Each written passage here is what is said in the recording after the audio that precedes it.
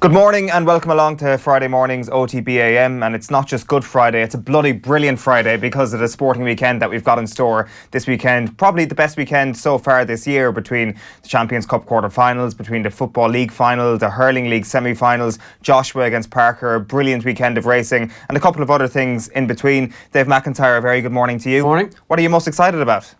It has to be Sunday. We've got the game live and exclusive and off the ball Sunday afternoon. We're doing the whole show from the Aviva Stadium, Leinster Saracens, just after 3 o'clock, and I just can't wait. We've got Andrew Dunn and Liam Toulon in the commentary box with us. It's the tie of the round in a round which involves 4 matches that I'm going to make a significant effort to watch all 4. I can't recall a lineup of Champions Cup quarterfinals or European Cup quarterfinals that have been more evenly balanced. Yeah, you're right. 5:30 this evening is when things get underway. Scarlets and La Rochelle doing battle. It's great that it's 5:30 as well. I'm sure there's plenty of people who might be at home watching us on their day off. People who are in work, I do apologise for your troubles, but hopefully it'll make things a little bit easier for you this morning. You can tweet us at Off The Ball and do let us know if you want to get anything off your chest in terms of what is the best sporting event this weekend. Is it the rugby? Is it the GAA? It doesn't really matter. They're all going to be brilliant. We've had enough of these conversations. Find the time. The fact that game's at 5:30 today has suddenly given me a window, because I thought it was later this evening. It's given me a window in which to watch it. Why? What's the window? I'm out tonight. Okay. Yes, I'm busy tonight, and the babysitters have been lined up, but they haven't been lined up for 5:30. So I'll be still there with the kids, but I will be. If my wife is watching, hopefully she now has been told that I'm going to be watching Scarlets at 5:30. For me, they are the best team in European rugby to watch. Okay. They never let you down if you sit down to watch Scarlets. In the pool stages, they were phenomenally good. As an outfit that play brilliant rugby, there's no question about that. There is an element, I agree with you, but there is an element about Toulon, just in terms of the Galactico element of that team, that makes them so good to watch, where they can play worse than Scarlets, but there's an element of them that's more enjoyable to watch than Scarlets, because there's such a rarity of these great players coming together at one time to play club rugby. Is it a rarity anymore? Well, it's still fairly novel. If you look at 3 or 4 other clubs in the top 14, you can see something very similar. Plus, we've been treated to the Toulon brigade for the last 5 or 6 years. They won 3 in a row. Whereas you look at Scarlets, who have managed to beat Toulon in the pool stages this season alone and put together pretty much a pittance in comparison to what Toulon have achieved over the last years and the amount of money that have been put in behind them. They both won a Pro 14. They're in a home quarter final for the first time since, I think, they beat Munster in 2007 back at Parky Scarlets, or Straddy Park rather. This is obviously Parky Scarlets. So I can't wait to see how they get on tonight. And obviously if they win and Leinster win Sunday, then you've got this unbelievable matchup in a semi-final at the Aviva Stadium, which would trump what we're going to see this weekend. So I would hope that's how those 2 quarterfinals go, and then you'll obviously hope that Munster are involved as well. So the rugby is just going to be major for us over the next few days. But you are a GAA man at heart. I guess so. Surely it's Dublin, Galway at Croke Park, which is what you'll have your eyes on. Well, you see, the thing is, Leinster get the head start on that game, so you'll be sitting down to watch that at 3:15. Will Leinster have Scarlets out the park by half-time, or Saracens out the park by half-time? Probably not. I suspect not. I suspect it'll still be thereabouts at half-time. So it's click record on TG Carter, get back to that a little bit later on, I'm afraid, and watch Leinster, you would imagine, finish the business against Saracens in the second half.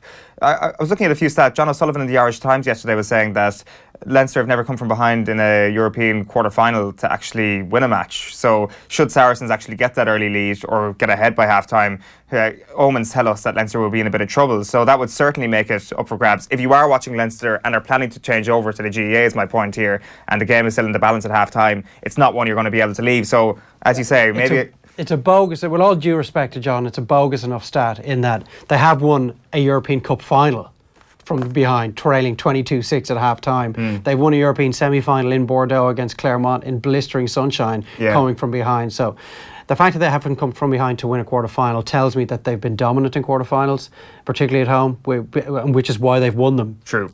We can see a comment up on screen there. Ronan Hurricane is saying that the Division 2 final is the one to watch. Cavan Roscommon is always tight and played many times over the last few years. Hopefully celebrations later in the Boar's Head. Honda Breffney men, which is a sentiment you can agree with. Absolutely. That is the game of the weekend. Forget your Champions Cup quarter-finals, Dublin Galway. It's the big one, the Division 2 final between Cavan and Roscommon.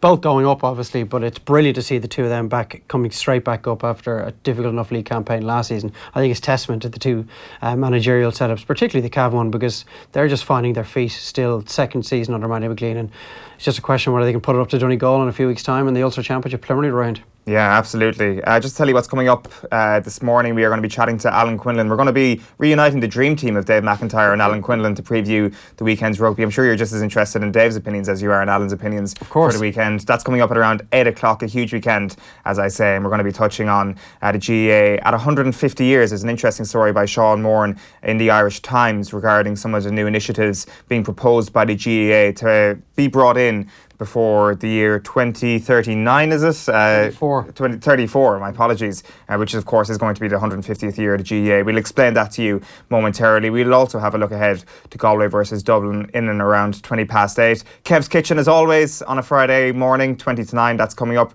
We're going to be chatting about Mick McCarthy. We're going to be chatting a little bit about City Liverpool in the context of this weekend anyway. They, of course, meeting the Champions League on Wednesday, and the big one with regards to the top four this weekend is Chelsea against Spurs. We'll preview that game with Kev at around 20 to 9. Cricket apologies at 10 to 9, it says on screen. It's apologies certainly from the Australian camp. Whether or not there'll be apologies coming from the OTB AM studio this morning remains to be seen. We rightfully, some people would say, got a lot of hate during the week for our attitudes towards the cricket skulduggery that occurred, the cricket cheating, to put it bluntly, that occurred earlier on this week in the Australia-South Africa test match. We'll explain that a little bit later on. And 9 o'clock then, Robbie Power is on, looking ahead to the BoyleSports Irish Grand National. €500,000 on the line in terms of prize money. It's the third richest race in Ireland and the UK right now, so it's got its prestige right back. Huge money up for grabs, and a hugely storied race. Obviously, we'll chat to Robbie Power, last year's winning jockey, at around 9 o'clock. But now it is time for the back pages. OTB AM. In association with Air. Get Air Sport free with Air Broadband. We'll start with the Irish Times, and we will start with this Sean Moran story that the Radical report proposes paying allowance to county players. It is this report looking ahead to the 150th anniversary of the GAA. When I first read this story, I was like, well, they're waiting till, another 15 years or so to actually bring these proposals in. That is not the case. It is, I guess, for this initiative to be brought in, I guess, fully up and running by the time the GAA turns 150. So a couple of the big stories from this report that has actually been proposed by Eoin Sheahan, the former GAA president, is that there will be an allowance paid to county players should this be successful, where currently you have a model where expenses are paid. It's not exactly uniform across counties, but Eoin Sheahan and this committee, which consists of about 10 to 12 people, want there to be a recognised and defined agreed allowance for inter-county football and hurling players, which is a historic moment if this gets brought in. For the first time, the GAA will be fronting up to the idea of paying players. It would be historic in that it hasn't happened before, but it shouldn't be uniform in that there are players in some counties that have to put an awful lot more in than, say, a Dublin senior footballer who just has to maybe hop in a dart to training or drive 20 minutes from work to training and gets to sleep in his own bed that night, doesn't have to worry about a 3-hour trek back up to Dublin for work, for example. So I think mileage is going to have to be something that'll still be part of it. Sure. So that's something I think that will come out in the wash. Now, these are just proposals. It's just a report that's on paper at the moment. The report hasn't even been published. It was a committee that was set up by Eoin Sheahan to look into what needs to be achieved within the GAA between now and 2034. That, as you say, just merely being the year they picked because it is the 150th anniversary. But you are going one further step down, pay for play. You're essentially paying them for playing. Yeah. If it's an allowance. That all obviously would have to be approved by revenue as well. And it's hard to become excited about it. It does look like there are one or two radical proposals in it, another one being the abolition of the provincial councils. Huge. Which has been in place for over 100 years, and I'm sure there are some of the people well up the hierarchy in provincial councils up and down the country this morning reading this report thinking it's the first we've heard of it, and we know that they are very keen to hold on to what they have. It's if you're to believe what a lot of people in the GAA would say, the only reason the provincial championships are still in place is because of the power and the sway of the provincial councils, because like a lot of us would feel that the provincial championships are outdated and probably no longer have a part in a modern GAA championship structure. But look, that's a debate for a different day.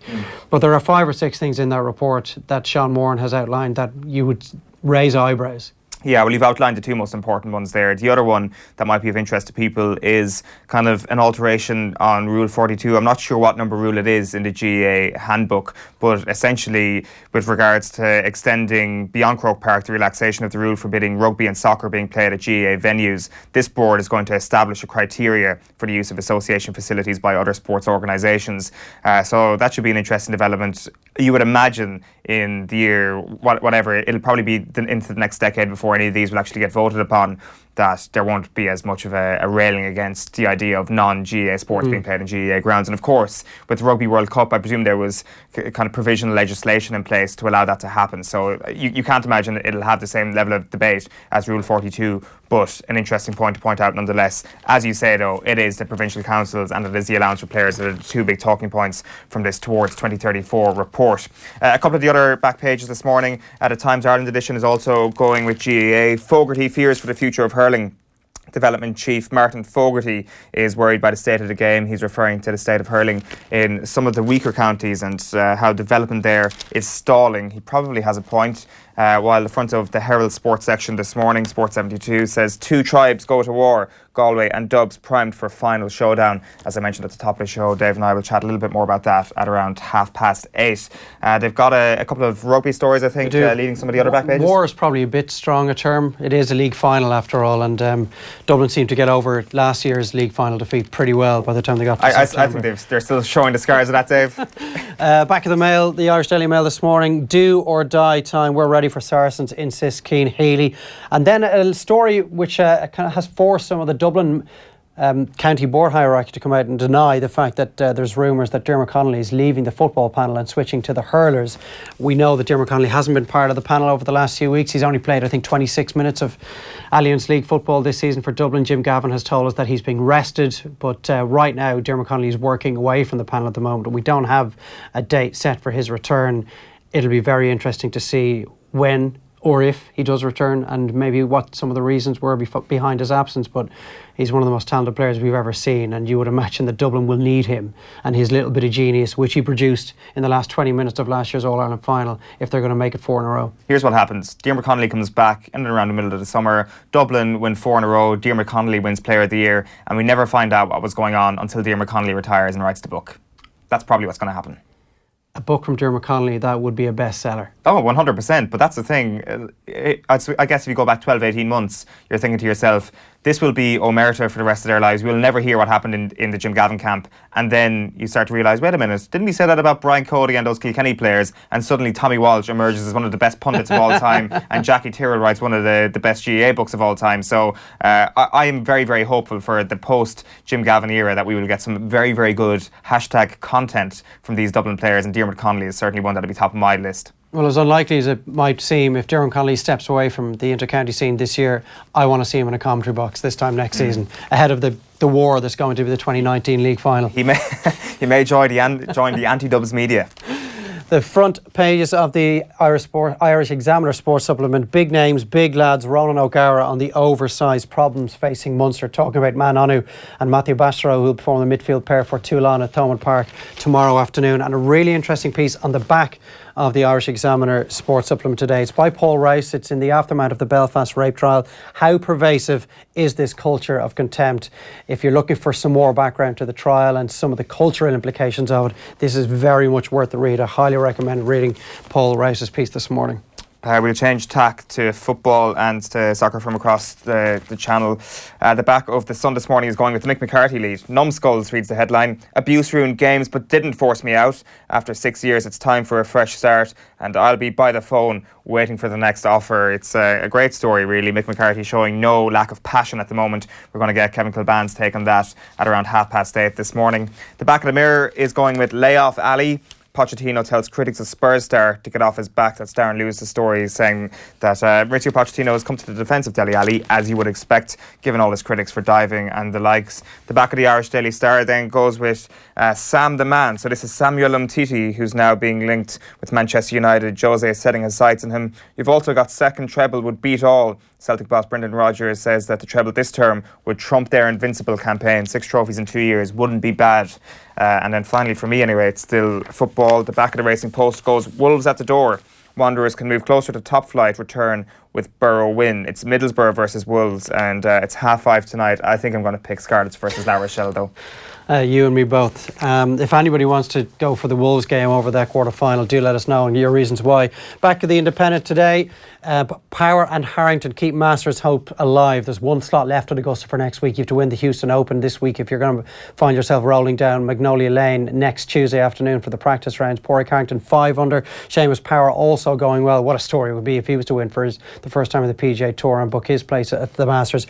This all took place. This would have been sent to print before Paul Dunn finished his round. 6 under par. Paul Dunn finished as well, and Shane Lowry 4 under par. So the Irish have got off to a blistering start in Texas. Yeah, absolutely. Who have you got for the Masters? I know you haven't decided yet. I haven't really given it a huge amount of thought as yet. I like Justin Rose, but that is not an unpredictable pick by any stretch. So I'll have to give it a little more thought. I'll probably dabble with the likes of Fred Couples to be in and around the leader after round 1, as he is every year, although he usually ends up about 6th or 7th and just outside the money places. But no doubt the lads next week will all be involved in the Masters preview at Luttletown Castle next Wednesday. So we'll give you our really incisive bets that day. We're going to get to this story a bit later in the show, but it's just a continued fallout from the ball tampering controversy between Australia and South Africa in Cape Town last week. We saw, and if you haven't seen it, it's well worth a look, Steve Smith's very emotional press conference yesterday. The headline of the Telegraph, crying shame. We now know that Darren Lehman, the Australian cricketing coach, has also stepped down, despite, on the face of it, having absolutely nothing to do with events in Cape Town, and insisting initially that he wouldn't be quitting his job, but he's gone as well. The Guardian, going with that same story, Australia left in turmoil and tears. Captain apologises to fans around the world and coaches stand down. It's the story that just keeps on giving. Whether or not there's been an overreaction to what we've seen in South Africa is a different debate. Yeah, we'll leave that for a little bit later on, because there's been some strong opinions coming into the show accusing us of disrespecting cricket. We'll get to that a little bit later on. To be fair, there's people who know a lot more about me than cricket who've been getting in touch, so we do respect their opinion. You are watching OTB AM, which is brought to you this morning with Air, the home of Air Sport. Get amazing live sporting content free with Air Broadband. But we are turning tack now to rugby. Alan Quinlan will join us in studio in just a moment. But first, here is Andy Dunn speaking to Jerry yesterday about the potential of Gary Ringrose and this weekend's Leinster match. Performance that we can expect from somebody like, say, Gary Ringrose, who comes in after a long break straight into the international setup, plays brilliantly, plays even better the following week. Yeah. Like, when he's away, you forget that we think he has the potential to be as good as anybody who's ever played there. Well, I think we all we're guilty of having short memories. You know, when a guy comes in and shoots the lights out and then gets an injury, and then somebody else. Now, the crazy advantage for Ireland is there's been 2 or 3 guys have come in, and even Farrell coming in and getting the man of the match performance, and everyone's talking about his physique and what he can bring to the role. And it suddenly seemed like Ringrose was the forgotten man. So he suddenly leapfrogs in and has 2 super games. But I just think he's got a bit of X factor and a quality about his game that other people don't have, in both in the Leinster and in the Irish setup. His ability to beat defenders, his ability to distribute the ball well, his defence, his courage, his work rate. He's got an all-round package that's very O'Driscoll-esque, and I just think he's a super player, and amazingly we nearly forgot about him for a couple of weeks there, but he's come back with a bang. Yeah, he absolutely has. Now, I'm delighted to say we've been joined in studio by Ireland's very own good luck charm. That is the commentary team of Alan Quinlan and Dave McIntyre. How was it, lads? I mean, like, do you take some sort of credit for what Ireland achieved over the last couple of weeks? It was all down to you, really, wasn't it? Absolutely. They couldn't have done it without us, I don't think, Dave, could they? Well, we were the missing ingredient. Whatever that edge they needed to get over the line, we produced it. We were pretty lucky. We were pinching ourselves all the way through, because potentially this was a situation that, you know, could have happened beforehand. And you think back to the drop goal in Paris, we were probably looking at each other when Teddy Thomas gets that try, weren't we, saying, how can this be happening? It's all over after one game, that kind of dream of a Grand Slam. But we were lucky to be part of it, I think, and it was enjoyable. Well, congratulations to you both. It was great coverage. We are going to obviously talk about... Are you biased now, or like, would you... Would you be kind of pro? Well, you know, he was watching the BBC. Exactly, yeah, bit of ITV here and there as well. NBC where possible. The Champions Cup is back this weekend. It feels like an age ago that we were chatting about Champions Cup. It feels like a new season almost, that any sort of momentum that you'd hope to carry through the pool stages is probably gone to a certain extent. That being said, any momentum that got you a home quarter final is good momentum. That's what the Six Nations does, doesn't it? And I always remember as a player, you finish up in that January period and you want to be ticking that box and saying we've a quarter final coming up. It gives that little bit of a feel-good factor throughout the squad. But then obviously the mind switch totally to the Six Nations. But creeps up quick. You got to be ready for it. And you know, both Leinster and Munster this week will, and their coaches, I think, and this is probably the key. The last few weeks, their coaches, Dave, will be planning this match. You know, the Munster guys and the Irish guys with Leinster, they integrate back into the squad this week.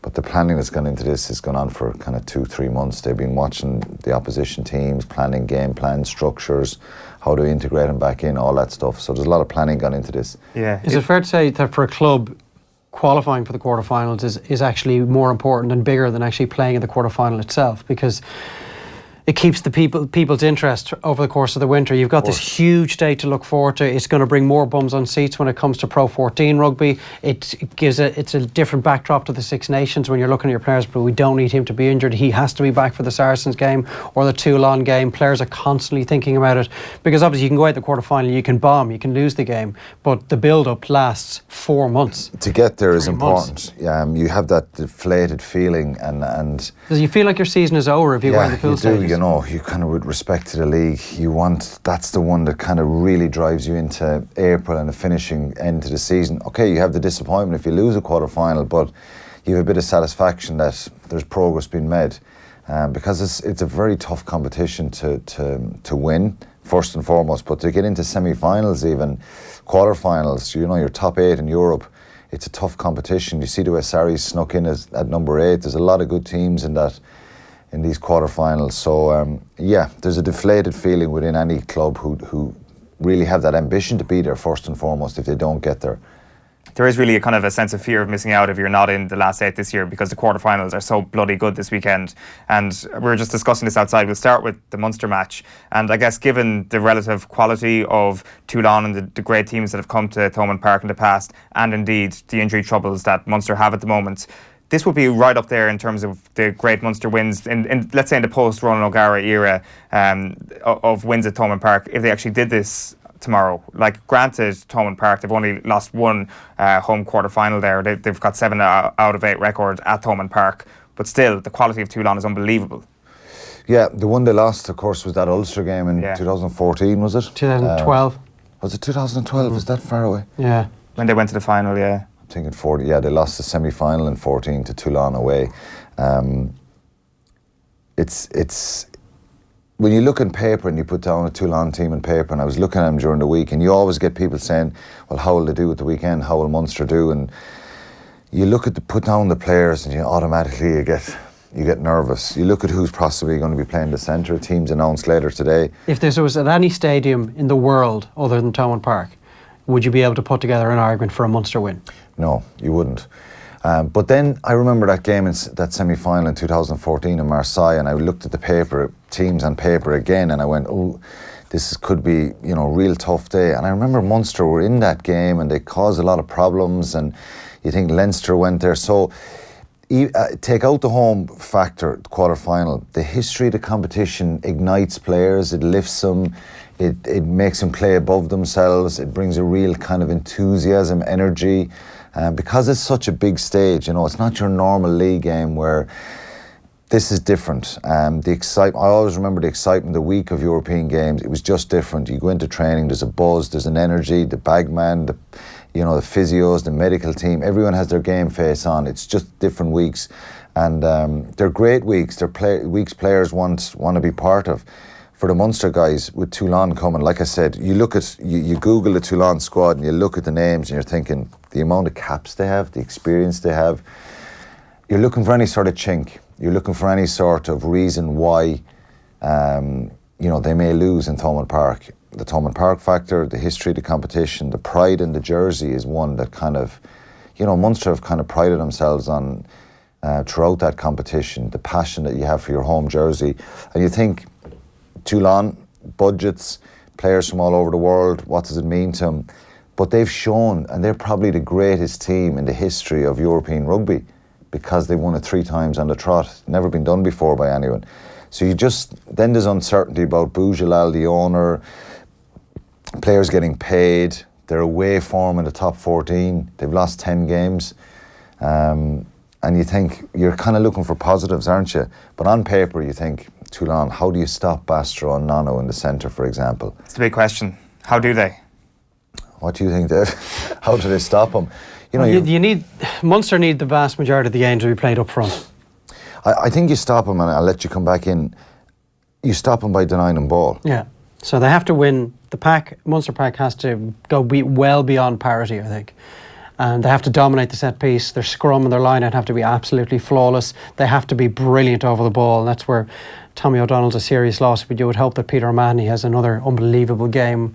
To lose the amount of guys they have that are really good over the ball, the guys like Chris Farrell, for example, to lose Clute as well is such a brilliant season. Jacko Taute, if those 3 guys on the pitch, when it comes to getting over the ball and stealing some Toulon ball or making whatever ball they do get as slow as possible, it's such a different game. But they're all missing. Earls is missing. That bit of physicality and kind of aggressive strength is missing in the back line. Rory Scannell and Sam Arnold, they showed in the Leicester games, in the Racing games, that they're very, very good players.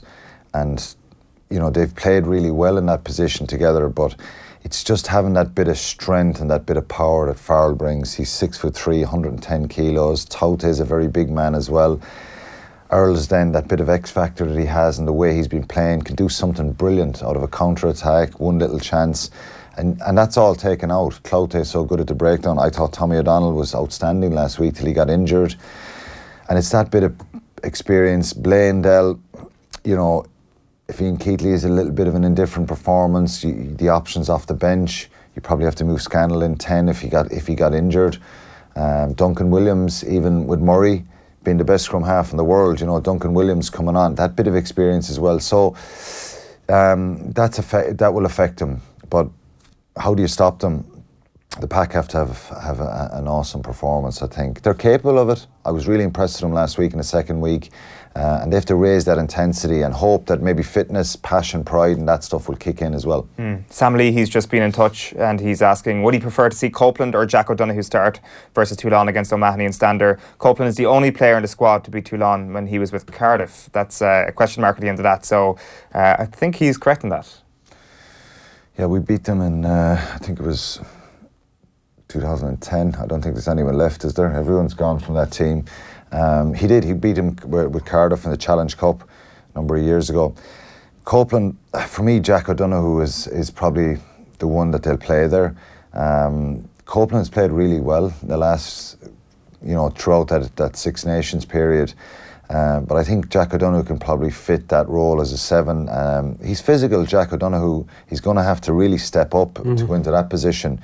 And like we said about the open sides, they're a loss. But I think O'Donoghue is a player, and he'd probably look at some of the other younger players that have got into the Irish side and maybe a bit of frustration. If he has a big game, he elevates himself back in that scene. Very, very talented guy, and I like his physicality and aggression. He's hard. It seems he's got everything back on track now, because it was November 2016, wasn't it, when he plays in the November tests, and you start to think this guy is the next big thing. Just give him a few more caps, keeps his fitness up at Munster, and he could become an absolute dead cert for Ireland in future. And people were a little bit worried about his form at the start of the season, but certainly come the end of the Champions Cup pool stages, I think those worries have been diminished a little bit, haven't they? Yeah, they have. He's very talented, and he's aggressive, and he's strong, and he's hard, and he's developing still. And sometimes others develop quicker. Some people develop a little bit quicker. We see that with Levy, the way he's come on the scene and kind of overtaken a lot of the other challengers to get into that back row group for Joe Schmidt. So it'll be a big ask for him, but I think it's going to be Jack O'Donoghue who will start there. Will they do the business tomorrow? You might have to give two different answers here, one with the heart and one with the head. Yeah, that's probably... The heart says Munster, obviously. What's the head say? The head says Toulon when you look at the group. There is uncertainty about the way they travel. But then you start naming the players, like I said, and you think, how do you stop these guys? How do you, like, they can just create wave after wave of attack. And you're talking about Bastro and Nonu. You're leaving out an All Black then in Fekatoa. If he doesn't start to come off the bench, you have Tuisova on the wing. Is this the best actual iteration of Toulon we've seen? Ashton has been outstanding for him. He's scoring so many tries. If you kick the ball to Tuisova and Chris Ashton loosely, they're just going to scream back at you. If they get quick ball, I don't think Munster have a chance of winning the game. The thing about what Munster need to do is really crank up the pressure and keep it kind of relentless, aggression, and they've got to win the collisions. Kick chase is massive. They blew Leicester away in Thomond Park. They blew them away with so much pressure on them. So efficient at the breakdown. So you got to say, will Toulon, can they cope with that kind of relentless pressure? They're used to being on the front foot, pretty dominant at home, and then the away form, as I said. So, the head says Munster. The heart says Munster. The head says is veering towards Toulon, and I think people will understand that when they see the quality they have. But I just really hope that they get it right, and that because it's a massive prize for this group. And I think, to be fair to them, the form has been a little bit indifferent this year in the league. But in Europe, they were outstanding. They were absolutely fantastic, and they deserve to top that group.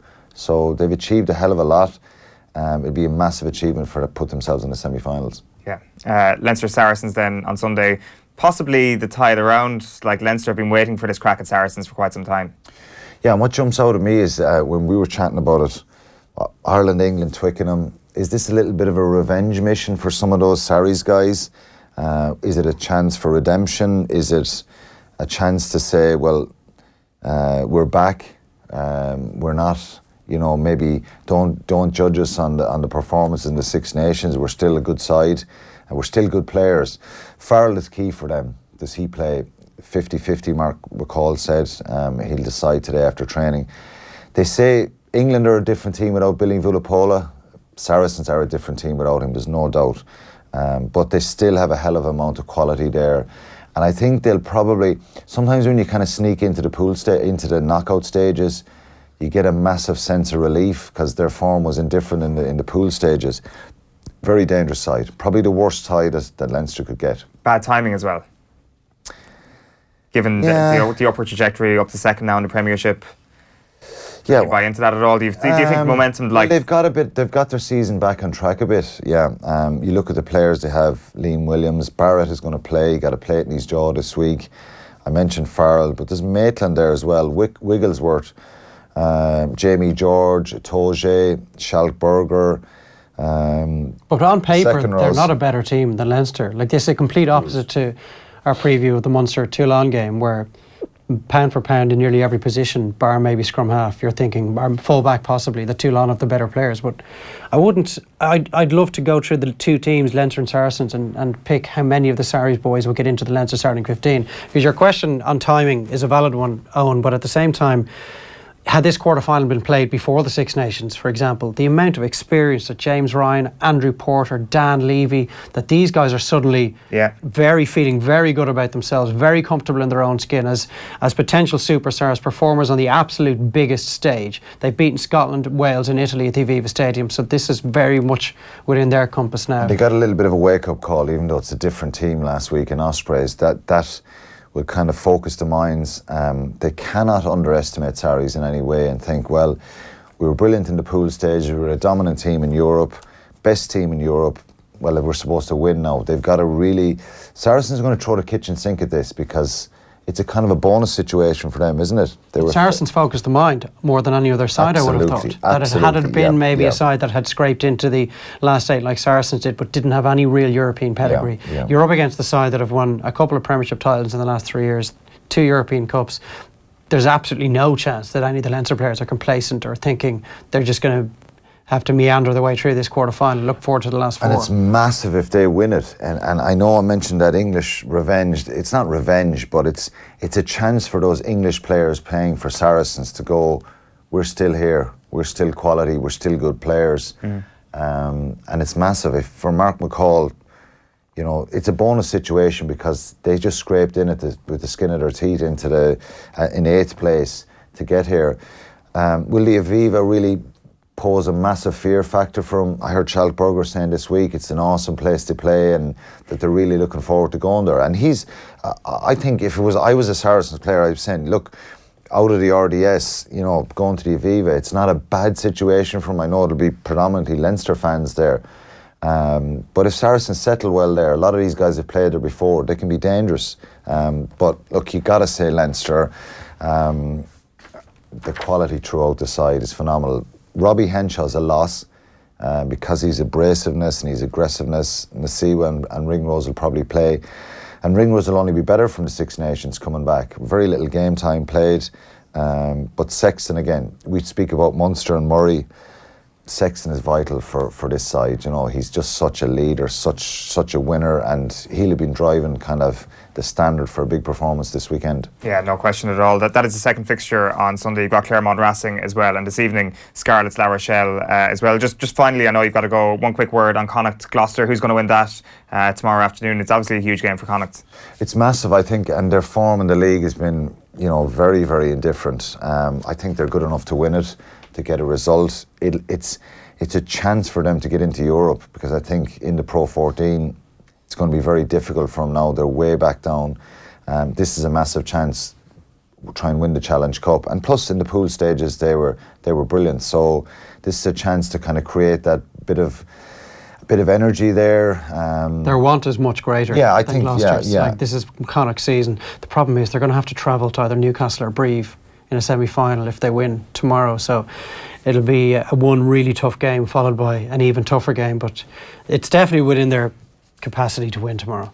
Yeah, without question. Quinny, thanks a million for that. Enjoy the weekend.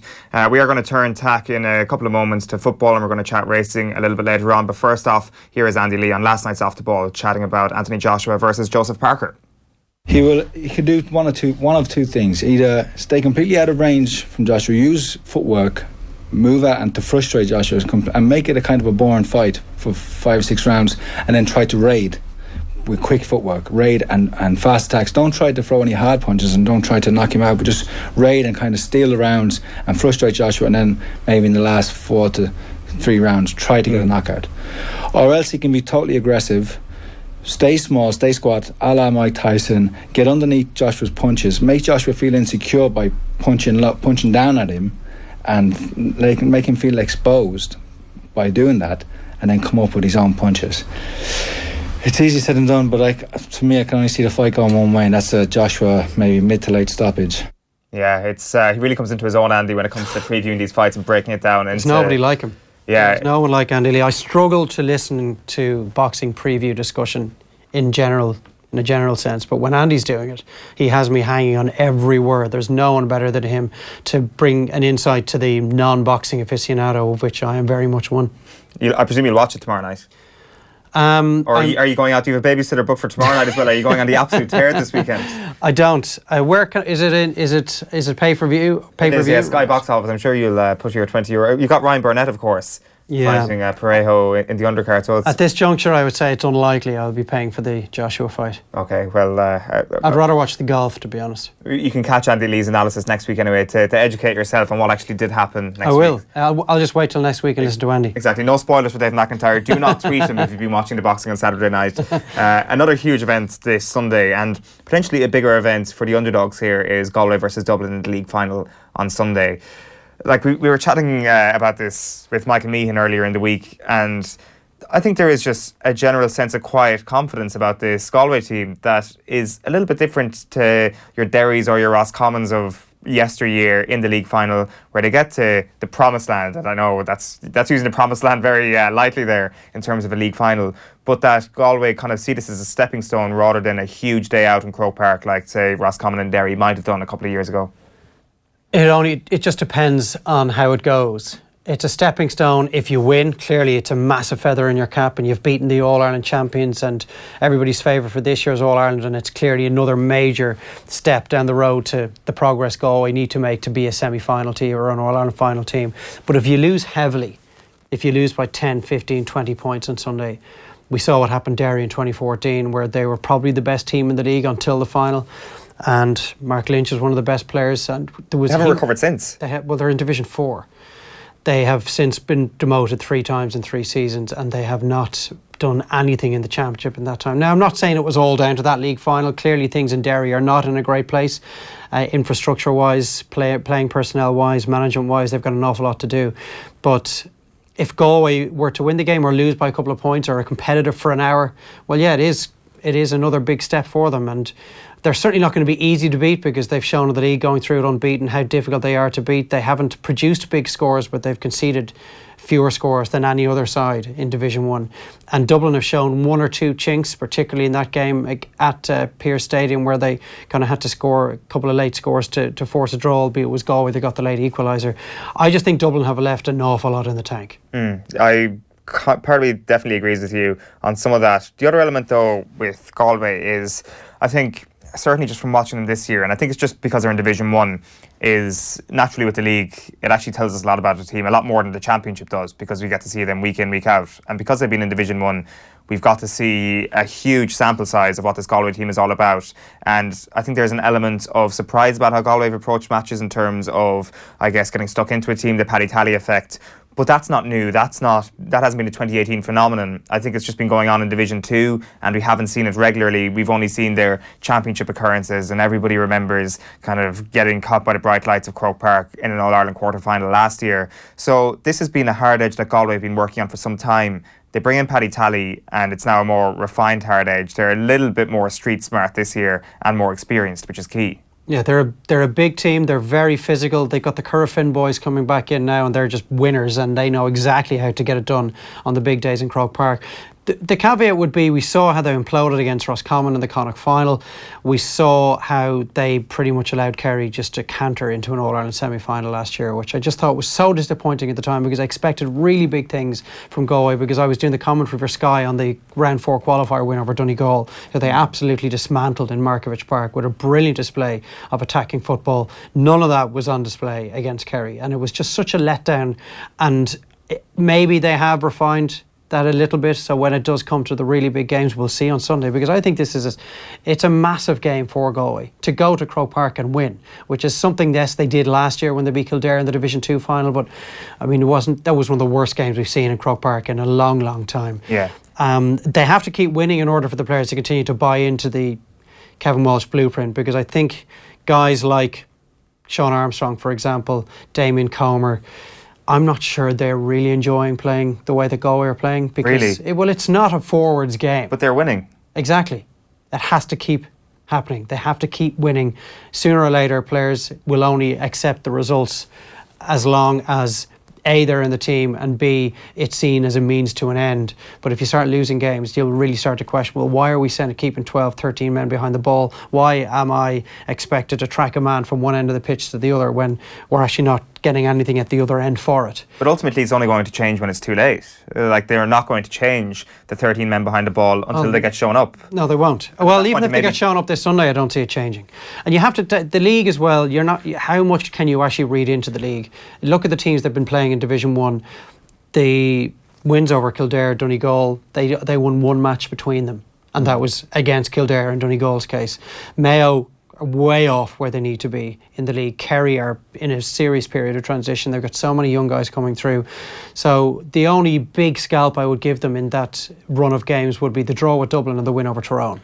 I disagree with you on certain points of that, and that is to do with the league final and how big a game this is. And okay, you're going to have a go at me for this, but with regards to last year's league final, you know how happy I was as a Kerry supporter to get that. You saw embarrassingly so, yeah. You saw, well, you say embarrassingly so, but look at the way Dublin celebrated the 2013 league final. They celebrated that just like Kerry did last year as well. This was a big thing for them, because when was the last time Dublin won a league before 2013? Did they win in 2012?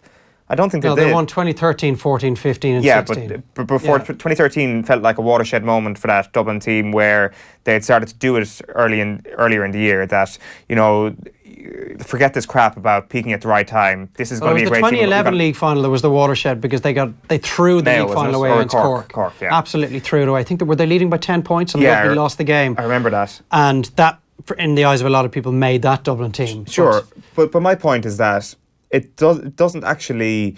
Okay, it does clearly matter what happened to Kerry after that league final last year, but that league final wasn't a means to an end with regards to 2017 as a single season. I think that was an idea of finally we've beaten Dublin in Croke Park, because Dublin did care about that game. It was a good Dublin team, and if you talk about the players that Dublin were missing, Kerry were missing them as well. So when it comes to this Sunday, and if Galway managed to beat Dublin, people will rightfully say that, well, sure, look, that's not going to have any bearing on Championship. Dublin will still probably beat them in the Championship. But for the sake of beating Dublin in Croke Park, I think this would be huge for Galway to beat them on Sunday. Why did I say it wouldn't? Well, I think in terms of the general sense, you're pointing to the future that, you know, this is one game, and should they meet each other maybe in a couple of years' time, that this game will have no bearing. But even when it comes to this summer, I don't think this will have any bearing on a future Dublin-Galway meeting. Because I think Dublin are way beyond where Galway are at the moment. But if Galway win, I think it has a major bearing on Galway against all their other opponents over the course of this year's championship. I think it gives them a massive boost going into the Mayo game. It gives them a huge fill of self-belief when it comes to their next big game in Croke Park. I don't think you can underestimate that. That's a key point. Namely a Super 8. When they go to Croke Park to play either against Dublin or another team in the All-Ireland quarter-finals. So yeah, I think for Galway it's a massive game. I think it's a bigger game for Galway than it is Dublin, personally. Yeah, we can see up on screen Stephen Cluxton, and we can see a selection of celebratory photos of Dublin players celebrating in 2013. So we're going to do this, Dave.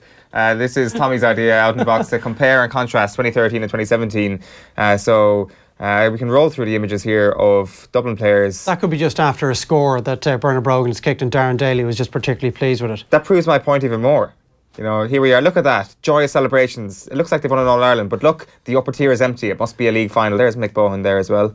That was also the first major trophy they'd won under Jim Gavin as well. So it was year one after Pat Gilroy. They'd lost their All-Ireland crown the previous year to Mayo in the All-Ireland semi-final. That was a big day for Dublin, And then this is Kerry last year. As I say, I will not hide the fact that Kerry were absolutely chuffed with that last year. It is a huge moment to beat Dublin in Croke Park in whatever it is, April, because it's different to beating them on the first day of the league at the end of January or the start of February. It is a progressed team. Because of the strength and depth Dublin have, they will always put out an exceptionally good team, and because of the man Jim Gavin is, they will always prepare as well as they can. Okay, I'll give you that. That is probably the most happy. You can see Darren O'Sullivan absolutely, gritted teeth there. That is a very important win. You can see it in his face, and I still maintain that the legacy of that is an important win. And look at Dublin as well. That proves my point right there, Dave. If Galway beat Dublin on Sunday, it will have an impact of legacy on this Galway team. That again, we've no proof that photo was taken from the league final of 2017. Tommy, our production team, could have lifted that from anywhere. Are you accusing them of, skewing our opinion and trying to force you into a corner here where you have to agree with my point? Is that where you're accusing us? All I'm saying is that there's no proof that was taken actually last April.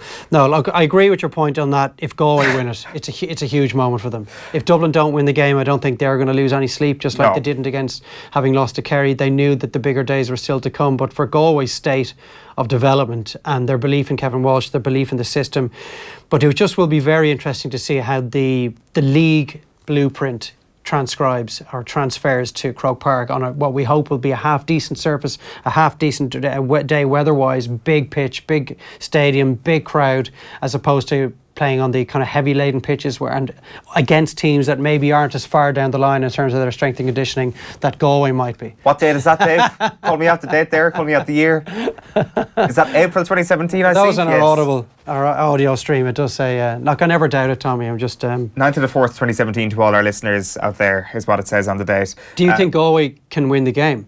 Real question. I think they can. I don't think they will. More pressing, and I'm not sure that we have time for this, but I would actually be very curious to get your best Dublin 15 with everybody fit at the moment, given the new players that have come in the league. If we rattle through it quickly, I'd say we have a few minutes to do this. So McCaffrey's back, Keane O'Sullivan's back, Cluxton is fully fit, Diarmuid Connolly is back. Like, what's your best Dublin 15? Wow, right. Well, obviously you're going to go with Stephen Cluxton in goal. You would probably have to have it would be the usual 15 that you would expect. You'll have Philly McMahon, Mick Fitzsimons, Johnny Cooper as your full back line. You'll have James McCarthy, Jack McCaffrey, Cian O'Sullivan and John Small. 3 of those 4, depending who's available and fit. Wait, so everybady's fit. What's your I would I'll move McCarthy into midfield. So I'll have John Small, Jack McCaffrey and Cian O'Sullivan as this half back line. I will have James McCarthy alongside Brian Fenton in midfield, which means that Michael Darmacalley is going to have to start on the bench. Okay. If he's fit and available and playing well, Diarmuid Connolly starts for me every day of the week. He is fit. Right. And everybody's on a level form Okay, here. Kieran Kilkenny is going to be in the team as well. The other half-forward position is one of interest. Yeah.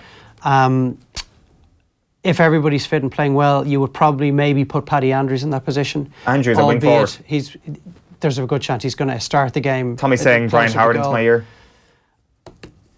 If everybody's playing well and fit, Brian Howard doesn't get into the team just yet for me. But he's a brilliant guy to be able to bring off the bench. I think Brian Howard could be the Cormac Costello, for example, of this year. Tommy's telling me that Brian Howard replaces Paul Flynn, but I don't have Paul Flynn in the team either right now. I would have a Paddy Andrews in the team because I love watching him play. And then this is all interchangeable with the three guys who are inside. Right now it's going to be Dean Rock, Con O'Callaghan, we've forgotten about because he doesn't play football until June. And the last attacking berth is up for grabs with the likes of a Colin Basquel, with the likes of Kevin McManaman.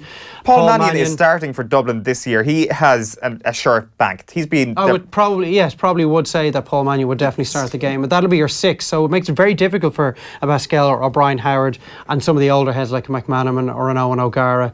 A Paddy Andrews if you don't go with him to get back into the team. But we're just listing 9-10 forwards that we'd be perfectly happy to see. Paul Flynn, if he's back, if he's fit, is always going to be an option. And it just, Cormac Costello, who had a little bit of a spell in the league as well, it kind of underlines exactly where Dublin are. But all those guys aren't going to be around. No, they aren't, but at the same time... Question marks over a lot of the fellas we've just mentioned. If they are around, this is your team. Cluxton in goals, Philly, Fitzsimons, Johnny Cooper is your full back line, John Small, Cian O'Sullivan, Jack McCaffrey is your half back line, James McCarthy and Brian Fenton your midfield. I don't think anybody's going to disagree with you to this point. Kieran Kilkenny, Diarmuid Connolly, don't think anybody's going to disagree with you there. Paddy Andrews at wing forward maybe is the one sticking point. Probably deserves his place there in terms of big game experience.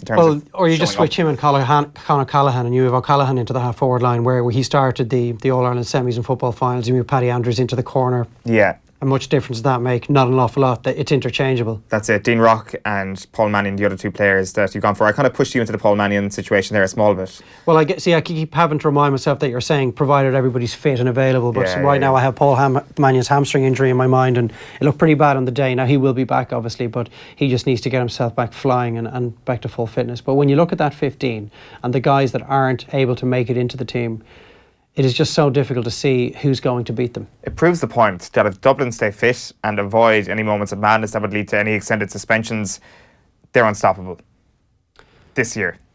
Well, that team, I don't think they were pretty lucky with injury last year and suspension, bar the Diarmuid Connolly one. But they only won the All-Ireland by a point.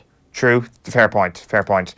They always have been, though. So on the point of fitness, I don't think it's luck anymore. I think it's just very, very good strength and conditioning, timing they run perfectly. That being said, this is a new year, this is a new structure. They will play tougher games this year than they will have ever played under the Jim Gavin era before they get to the semi-final stage. Why will they? You would imagine the Super 8 is going to throw up, every single game of the Super 8 is going to be more difficult than any game they'll play in Leinster. I think the proof of that will be in the pudding, because the problem as regards Dublin and the Super 8s for me is going to be when and where they play their 3 games. I think Dublin need to be on the road. The GAA need to fix it so that Dublin are on the road in their first game. So you might end up in St. Tiernack's Park, for example, in game 1. That's the only game they could potentially lose for me. Yeah. And if they lose their opening game, well, then that means there's no room for manoeuvre. They have to win their home game at Croke Park and then their actual Croke Park game. That could be against a Mayo if they don't go through the front door, for example, and maybe a Division 2 side, a Clare or somebody. But I think that Dublin are going to... the depth they have in their squad is actually going to be even further emphasised when it comes to the Super 8s. Dublin could have Mayo in their Super 8 group. I think that's a distinct possibility. If Galway beat Mayo on May 13, then opens that door, Mayo will suddenly be kind of skewed out of it to the point where, so for anybody who hasn't followed the kind of potential outcomes of the Super 8, I'm very excited for the Super 8. So I've looked at this probably last year at this point, but it's looking like it's going to be Connacht and Munster winners in the same Super 8 group, the Ulster and Leinster winners in the same Super 8 group. So that means you'll have the Ulster and Leinster runners-up, provided they don't lose their round 4 qualifier, in with the Munster and Connacht winners, and vice versa when it comes to the Connacht and Munster runners-up. So if Mayo lose to Galway on May 13, that completely skews this kind of favourites tag that you would have of Mayo and Kerry being in the same Super 8s group, and Mayo could shift over and be in Dublin's Super 8s group. They could be in a group at Dublin, Tyrone and Mayo in the same group, which Yeah. would just be spectacular. One of those games. And then you could easily have another Division 1 side in there as well. Just in terms of that potential trio, because there is this notion that you need more than 2 big teams in the group to actually get a brilliant, high-profile game in a provincial ground. But that won't happen. What will happen there is that Croke Park will say, right, Dublin's home game will be against Tyrone, Dublin's Croke Park game will be against Mayo, and that way you get those 2 huge games in Croke Park. So that will mean Mayo's away game is played to Dublin in Croke Park, and Mayo's Croke Park game will be against Tyrone. So that way we'll get all these great games concentrated in Croke Park, Which is not what you want. It's not what you want, but that's Because probably what's going to happen. What you want is Dublin going to Castlebar on opening night. The only way that'll happen Separates. is if Kerry lose in the Munster Championship and Kerry are thrown into that side of the group as well, and you've got an unbelievable Super 8 group. It could also happen if you get Kerry, Tyrone, Mayo on the other side of the draw as well, because you wouldn't have the home caveat with Dublin. But we're getting very much into the nuts I and think bolts of the Dublin's Super 8s. strength and depth in Dublin's squad will mean that they will always emerge from the Super 8, probably unscathed, and with their confidence even further enhanced. But so I don't think that just because the structure has changed that there's actually going to be stiffer tests for Dublin. Look, now, it may prove to be that way, but I would doubt it right now. But I'm not even sure how we got into naming Dublin starting 15. But the fact is, if they play well on Sunday and they utilise the spaces of Croke Park against the mass defence, as they did against Tyrone in last year's All-Ireland semi-final, they'll probably win the game pulling up. I was just interested in your take, considering your favourite team is Dublin. Now, your favourite team, Cavan, is playing Roscommon this weekend. It's a 2 o'clock throw-in on Sunday as well in Croke Park. Cavan versus Roscommon. As you mentioned at the start, it's great to see these teams coming back up. Is there kind of an element of there emerging a bubble, a number of yo-yo teams that'll keep going up and down between 1 and 2, and that this emergence of a Clare and a Tipperary will always be prevented? I don't think so. Tipperary should have beaten Cavan by all accounts, just because of the fact that they got themselves into position to do so going to the last couple of minutes. It was interesting. I was in Ballybuffet for Off the Ball on Sunday afternoon, and the full-time whistle in the Donegal-Mayo game went a couple of minutes before the whistle in Breffni Park. And I had to get out of the press box to get downstairs to try and get some reaction from Stephen Rochford and from Declan Bonner, and Tipperary had just gone in front as I was leaving the press box. So I had assumed that Tip had beaten Cavan, and that Cavan had somehow managed to throw away this brilliant opportunity for promotion where they just needed to win one of the last 2 games against Roscommon and Tipperary, and they were up, and they'd butchered that opportunity by losing both. So I went back downstairs to speak the 2 managers in foul humour, and one of my final questions to Declan Bonner was, you will not find the Cavan match coming up too quickly at all. Like it's going to be on you before you realise it. So you have to kind of get over the disappointment of relegation. And he says, yeah, and made even worse, of course, by the fact that Cavan will be flying after what happened this afternoon. I was like, sorry, what? What was that? The party hat straight out. Exactly. But no, I think Division 2 has been ultra competitive this year, and that's with a lot of improvement still left in the likes of Tipperary and Cork, for example. I think Armagh are going to be a really tough nut to crack in Division 2 next year as well. They're all possible teams that could be looking at promotion next season. So I think it's just coincident that Roscommon and Cavan have got their house in order and they have been able to get back up a season after going down. Now, how that manifests itself in the championship remains to be seen, because it's such a difficult job for Cavan to have to go to Ballybuffet in an Ulster Championship preliminary round, a place I can't ever recall them winning. I don't think they've won there in my lifetime. I do remember being there in '92. It was a replay from the opening round of the Ulster Championship in dreadful conditions. Cavan should have beaten Donegal. A lot of people forget that, to prevent the All-Ireland. In the Dublin, or Donegal had to get a late score to force a replay in Ballybuffet, and Cavan were cleaned in Ballybuffet that afternoon. I still haven't really forgiven my father for dragging me to that game. So it's very difficult to see Cavan going to Ballybuffet and winning, but beating Tipperary in the way that they did, digging out the scores, and if they could beat Roscommon and Croke Park on Sunday, that would just be the perfect fill up, the brilliant momentum that they would be bringing into that game. And Roscommon as well, backing up a provincial championship victory and more than rattling the cage of Mayo in an All-Ireland quarter-final by coming straight back up the following year. It's tantamount to a testament to the work that Kevin McStay and Liam McHale have done down there to be able to show that last year was not a one-off, that they're going to go now into a third season, 2019, playing Division 1 football. And the draw in Connacht has gone Roscommon's way, there's a very good chance they're going to be playing in a Connacht final again this year. So they're on another side that are really making progress. And I really hope it's a good game between the two of them, because they don't tend to be when Cavan and Roscommon It's a phony meet. war though, isn't it? The Division 2, 3 and 4 league finals, really, because the promotion has been secured. That's the job done. It's winning a national title in Croke Park. True. And with all due respect to those counties, when are Carlow going to be playing in what is essentially an All-Ireland final at that level again? So if Carlow were to win in Croke Park, that'll be a memory those players will take with them for an awful long time, whereas a lot of the Laois players might have experience of winning a game at Croke Park against one of the lesser lights in Leinster Championship football. Yeah, just to go through the fixtures this weekend, starting with tomorrow's games and the Division 2 round 6 games, which has a bit of a bearing on relegation. It's Down versus Tipperary at 3 o'clock, and at the same time it is Louth versus Meath. Meath just need to better Down's results against Tipperary and they will survive in Division 2. A big story that would be if Meath were to go down to Division 3. But in Division 3, the final, as you mentioned, in Croke Park, it is Armagh versus Fermanagh. It's a 5 o'clock throw-in, preceded by Carlow versus Laois at 3 p.m. That's the Division 4 decider. I will come back to the hurling in just a moment, but then just to mention that Dublin Galway is at 4 o'clock throw-in at Croke Park on Sunday in the Division 2, as we've just been talking about. Cavan versus Roscommon is a 2 o'clock throw-in on Sunday at the same venue. But how messy it is that you have a Division 2 games taking place on the same weekend as the Division 2 league final. And this is an organisation which a strand of it refused to double up with the FBD insurance final earlier in the year when was it Roscommon were playing Galway, was it? Yeah. And they were due to meet in the final, but they were also meeting in the final round of group games in that competition. And to uphold the integrity of the FBD Insurance League, there was a refusal from the Connacht County Board, the Connacht Provincial Council, to allow the two games just to be played as one. We played the last group game and the final as one, winner takes all, because you had to uphold the integrity of that competition. Yet here we are with the league, a far greater and hugely more important competition than those Mickey Mouse tournaments at the start of the season, and they were willing to cast aside any number of games, as is the case in Division 3 and Division 4 in particular, which will not be played. It's just smacks of double standards and very short-termism in the way that the GAA are thinking about these games. I don't understand it. And you're the Waterford manager, for example. McGlinchey was really upset this week, and rightly so. You've only got a certain number of games to prepare your team for the championship, and one of them has been taken off you. Yeah, it is ridiculous, and Mickey Mouse is the right way to describe his competitions. The problem here isn't the club-only month of April. Of course, it constitutes a bit of a problem when it comes to compressing fixtures in, but you can decompress those fixtures by getting rid of those stupid competitions back in January. The way the league is it is still a warm-up competition, despite the fact that it is the best competition in Gaelic games at the moment.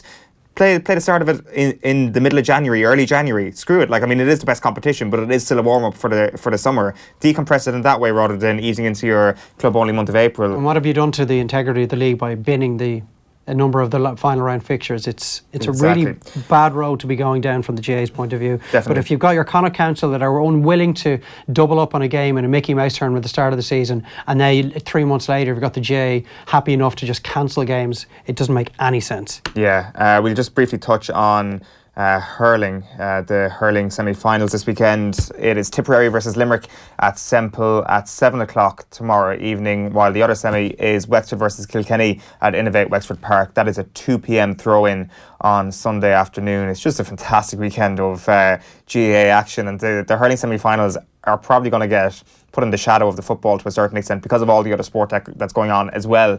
But they're two cracking games, and Davy versus Cody is going to be one of the storylines of the year when they meet again in the championship. This is already their third meeting this year. It's incredible, and they're both sides that come with such an intrigue at the moment, because I think there is merit in the point that Kilkenny are being written off a little bit too early this season, and Wexford, well, they don't need any hyping up whatsoever at the moment.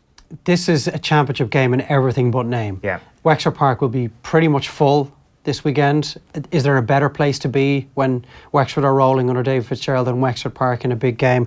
And the thing and I guarantee you this is a point that will be hammered home with David Fitzgerald all week. You do not give Kilkenny an opportunity to come back at you. Right now, Wexford have the upper hand on them. They have their foot in their throat. They've beaten them the last 2 times they've met in big games.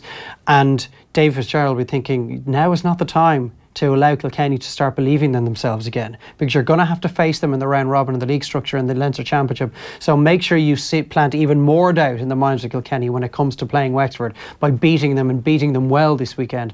Plus, Wexford need to win something under David Fitzgerald, and to win a league title, their first national title since winning the All-Ireland 22 years ago, would be an unbelievable achievement, and it would give them so much momentum going into the championship. Akin to Galway in the football, I think.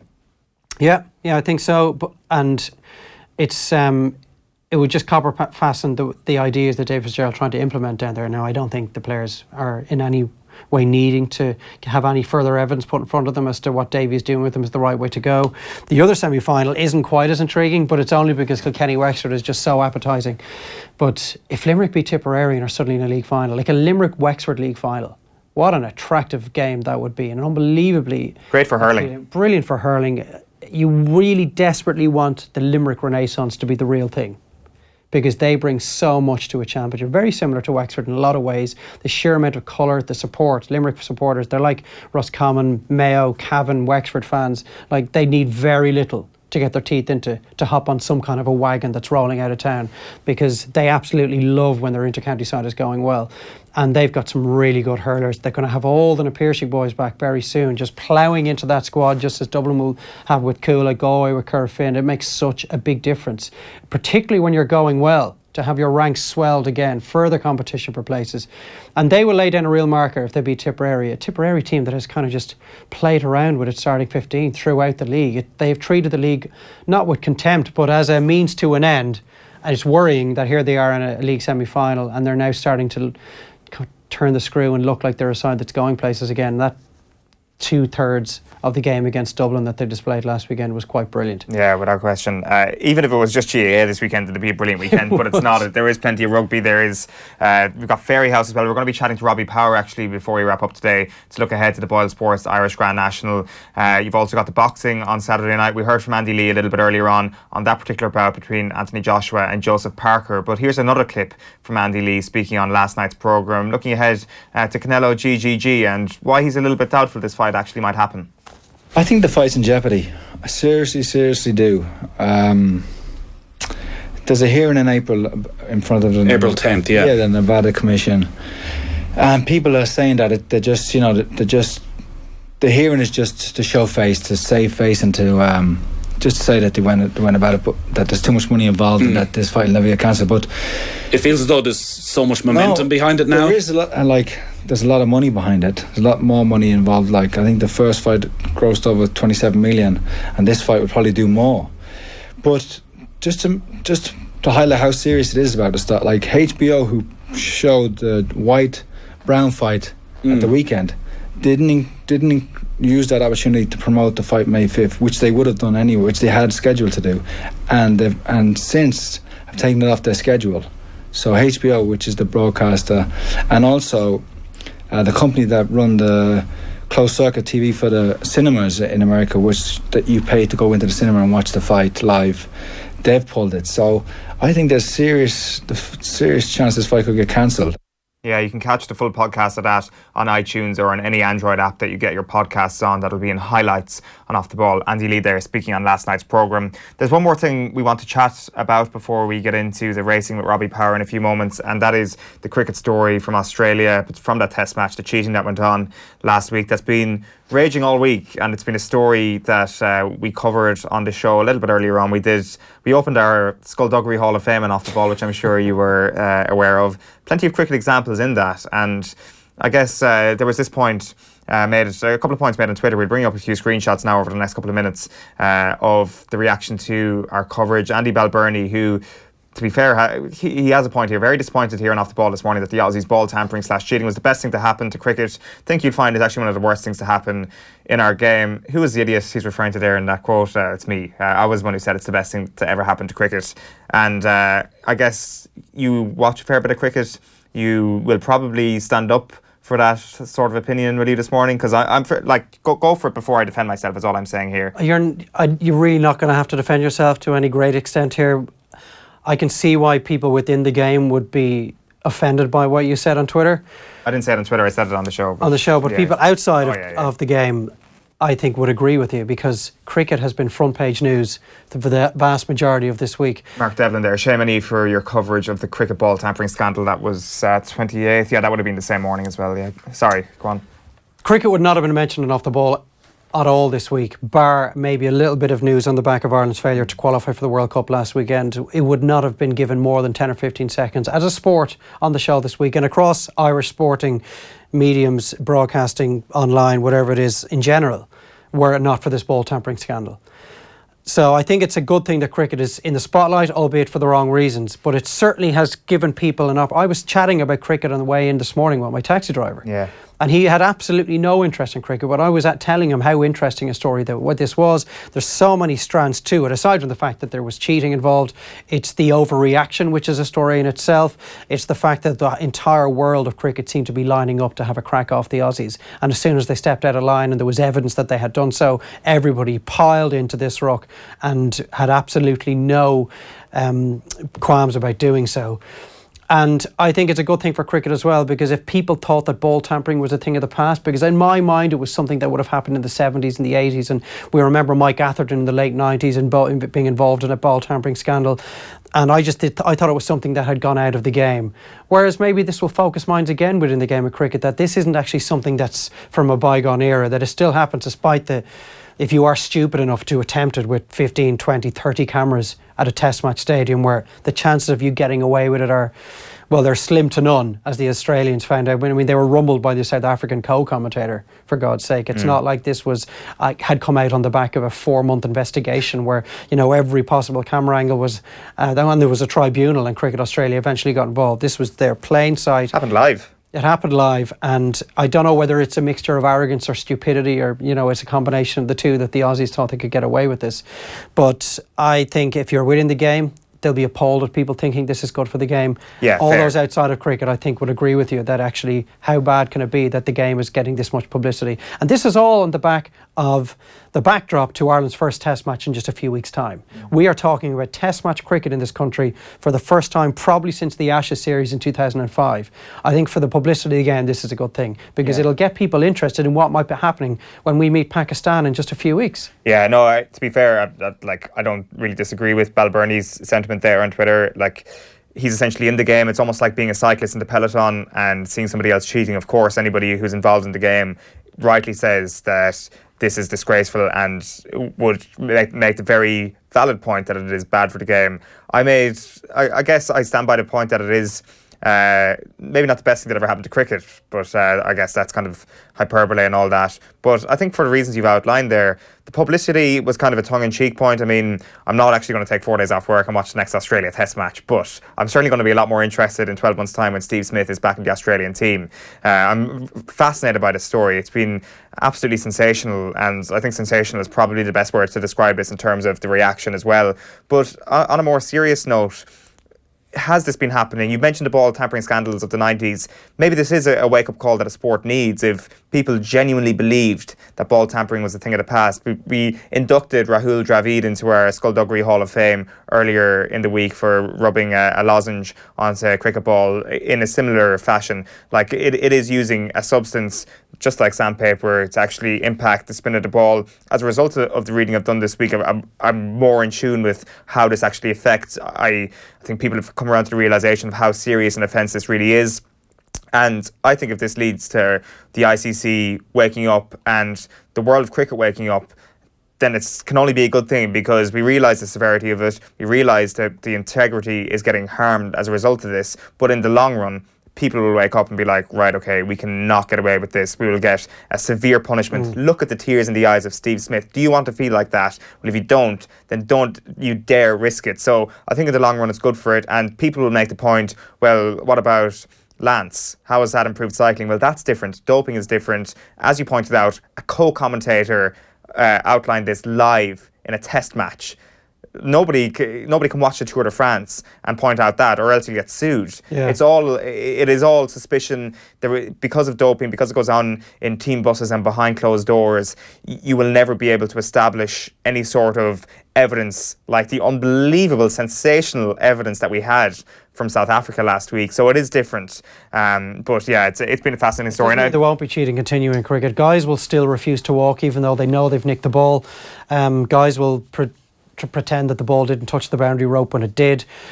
Guys will make sure, try and paint a picture of them having caught the ball when they know that it might have grazed the turf. But it's no greater form of cheating than you will get a guy diving to win a penalty in a game of football, or an inside forward in GAA pulling his man down on top of him to win a free that wins the All-Ireland. It's a bit more serious than that. I'm not really sure that is. I mean, you can try and make that argument, but I don't buy it as being this absolutely world-ending thing when it comes to cricket. And the sensational reaction to it, Darren Lehman was saying his family had been getting dogs abuse over it. A couple of guys trying to cheat. Yeah, but it's not the end of the world. No, it's not. If you want to get in any more comments on that, you can tweet us at Off the Ball or comment on the YouTube or Facebook stream if you're watching us in that manner. We'll come back to it before the end of the show. But right now, I'm delighted to say that jockey Robbie Power joins us on the line. Good morning to you, Robbie. How are things? Morning, Eoin. How are you? Not too bad, thanks. So, a huge weekend, obviously. Fairyhouse, it's the BoyleSports Irish Grand National on Monday. As always, it is Easter Monday. Before we get into the race in general and indeed your own career at the moment, I just want to get your take on the history of this race, because it is Fairyhouse. You are a Meath man. Presumably, this would have been a huge fixture on your calendar as a boy growing up. Yeah, of course it was. I mean, Fairyhouse, my local race course. I was there when I was about 10 years of age when Desert Orchid won the Irish Grand National, and that was probably one of the days I decided that's the day I definitely want to be a jockey. You know, it's a hugely famous race, and I mean, BoyleSports have done a fantastic job raising the profile of the race. The prize money up now to $500,000, and the quality of the race in the last couple of years since BoyleSports have done that has improved immensely. So it's going to be a hugely competitive race again on Monday, and really looking forward to it. Yeah, without question. Just to pick you up on Desert Orchid there, that would have been the 1990 Grand National. What was it about that race? What was it about the performance of Desert Orchid that day that inspired you? When I was in the 80s, Desert Orchid won the Gold Cup in 88, and I was a young kid sitting up on the armchair of a couch with a wooden spoon in my hand, thinking I was riding Desert Orchid. He was the horse that I suppose all kids in the 80s loved. He was grey, which was another huge thing as well, and he was hugely popular. And then when he was coming to Fairyhouse for the Irish Grand National, it was everyone wanted to be there. The crowd that day, it was massive. People sitting on the roofs of the stands and everything. It was huge.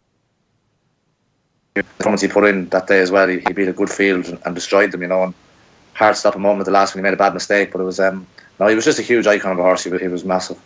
Out of interest, where would Desert Orchid rank in the all-time great national hunt horses that you've seen live? Oh, he'd be bang up there. I suppose he was lucky to win a Gold Cup. Cheltenham never really suited him, and his pure guts and raw ability got him through in a Gold Cup one year.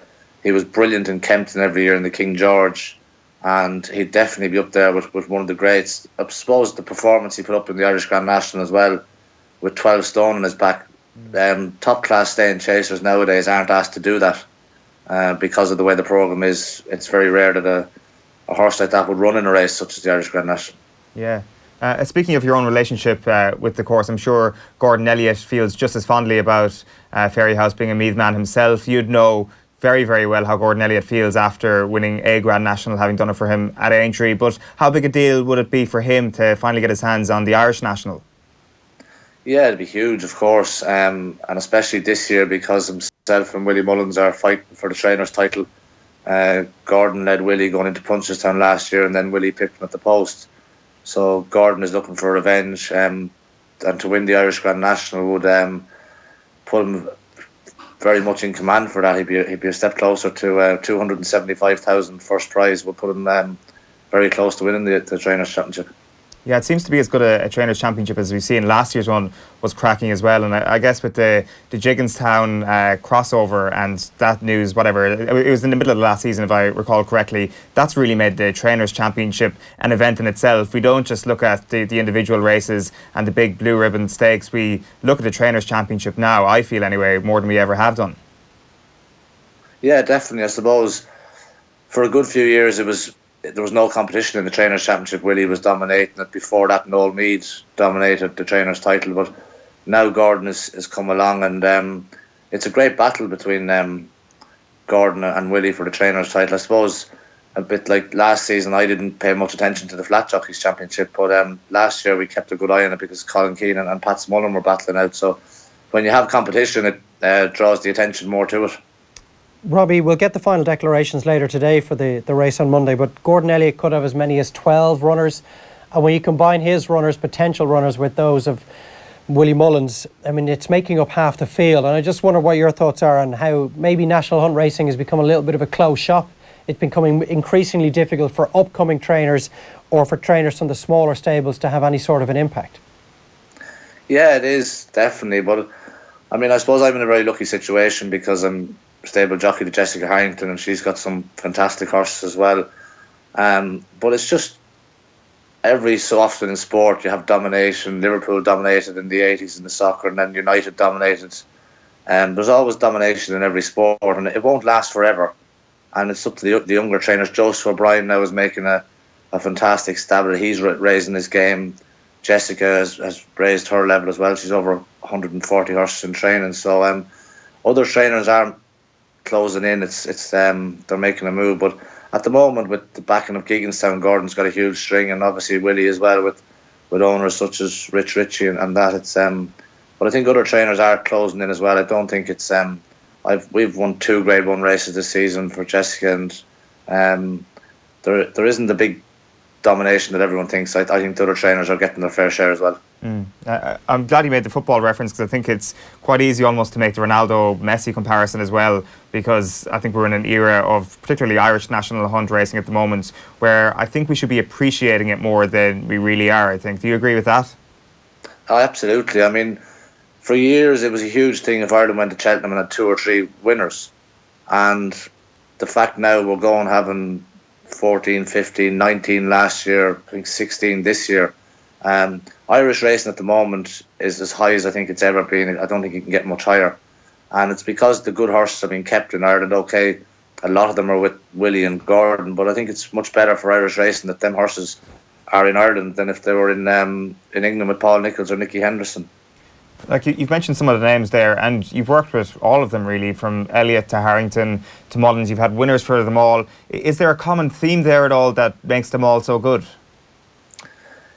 They're brilliant trainers. They're horse people, attention to detail, and as any of the trainers would tell you as well, it's the backroom team as well do a fantastic job. I mean, Jessica, for example, has got a great backroom team. You can't train 140 horses on your own. You need support around you. She's got her 2 daughters, Kate and Emma, Eamon Lee, and head man in the yard. You know, it's a huge team effort, and I think all the top trainers have a huge backroom team behind them, and that's what makes the difference. And would you be watching them as a potential trainer in the future? Have you thought about getting into that line of work? Because obviously horses have been around you for your entire life, from your father right the way through to your successful jockeying career yourself. So presumably there's part of you that's thinking about this career path after being a jockey. Yeah, I suppose at the moment the jockey side of things is going well enough, and I don't really want to think about doing something else. I suppose I will have to at some stage, but I don't know if training is top of the agenda at the moment. It's a very competitive game, and I don't know if it's for me. But anyway, I'm not sure what I'm going to do. I'm going to concentrate on riding for as long as I can. As Harry Rogers once said to me when I rode a big winner from in Punchestown one year, he says, ride for as long as you can, because when you stop, you'll have to start working. Sure, being a jockey is just as competitive, Robbie, no? Yeah, it is. Look, it's there's so many top class riders in Ireland, from Ruby Walsh, Davy Russell, Barry Geraghty, Mark Walsh. There's a number of very, very good riders. The talent riding horses in Ireland at the moment, I don't think it's ever been as high. Young riders coming up like Jack Kennedy as well. It's there's so much strength and depth, and you're only as good as your last ride. So you've got to keep raising the game.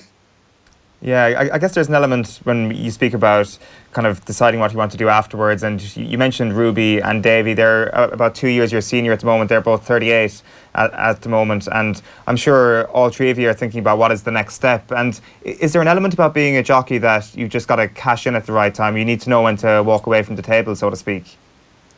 Yeah, I suppose. Look, every jockey would love to be able to come in someday after riding a horse and say, that's it, lads, I've had enough.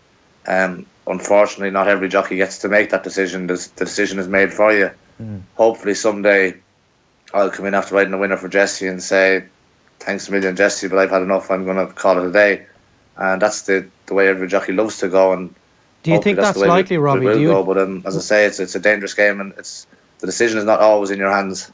But do you envisage that day coming, Robbie? Because you clearly have such a dedicated love for riding horses in big races. I would doubt that it'll ever enter your mind that someday you'll just think, you know what, I've had enough of this. Yeah, at the moment, no. We're just going to have to keep going. As I say, I love it, and it's great to be able to get paid to do a job you love. You know, I don't feel every morning getting up, I don't feel like I'm going to work. It's you're doing something you love, and hopefully we can keep doing it for as long as possible. Did the injury at all ever put that into focus? Like, I guess when you get any sort of injury to the head area at all, I know it was your eye at the time, like, if you always think to yourself how much worse that could have been if it had been a heavier hit or a different part of the head. Did that change your thinking at all about the end of days as a jockey?